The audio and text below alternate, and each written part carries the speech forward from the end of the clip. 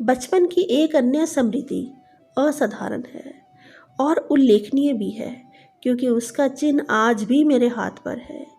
एक दिन प्रातः समय मैं और मेरी बड़ी बहन उमा अपने गोरखपुर के घर के आहते में नीम के पेड़ के नीचे बैठे थे। आस पास के तोतों को नीम के पके फल खाते मैं निहार रहा था, और बीच में जो समय मिलता उसमें उमा दीदी मुझे बंगाली की पहली पुस्तक पढ़ने में मदद कर रही थी। उमा दीदी ने अपने पैर पर फोड़ा होने की बात बताई और वह उस पर लगाने के लिए मरहम की एक डिबिया ले आई। मैंने उसमें से थोड़ा मरहम लेकर अपने हाथ पर लगा लिया। तुम निरोग हाथ पर मरहम क्यों लगा रहे हो? बात ऐसी है दीदी, मुझे लग रहा है कि कल मुझे यहाँ फोड़ा बात ऐसी है दीदी, मुझे लग रहा है कि कल मुझे यहाँ फोड़ा होने वाला है। चल, झूठा कहीं का।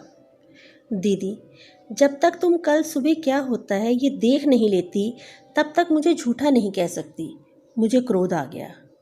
उमा पर उसका कोई असर नहीं पड़ा और उसने 3 बार अपने व्यंग को दोहराया। एक दृढ़ निश्चय मेरी आवाज़ में ध्वनित होने लगा।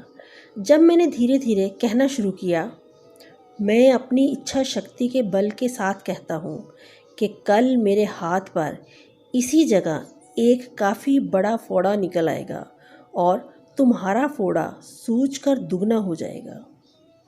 सुबह मेरे हाथ पर एक बहुत बड़ा फोड़ा निकल आया और उमा का फोड़ा आकार में दुगना हो गया। मेरी बहन चीखती हुई माँ के पास भागी।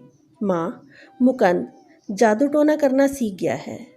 माँ ने गंभीर होकर मुझसे कहा कि हानि करने के लिए मैं शब्द शक्ति का प्रयोग कभी ना करूँगा। मैंने माँ का वह उपदेश सदा ही याद रखा है और उसका पालन किया है। मेरे फोड़े का इलाज चीरे से हुआ। डॉक्टर के चीरे से बना चिन्ह आज भी वर्तमान है। मेरे दाहिने हाथ पर मनुष्य के शब्द की शक्ति का नित्य स्मरण दिलाता हुआ यह चिन्ह स्मारक के रूप में विद्यमान है।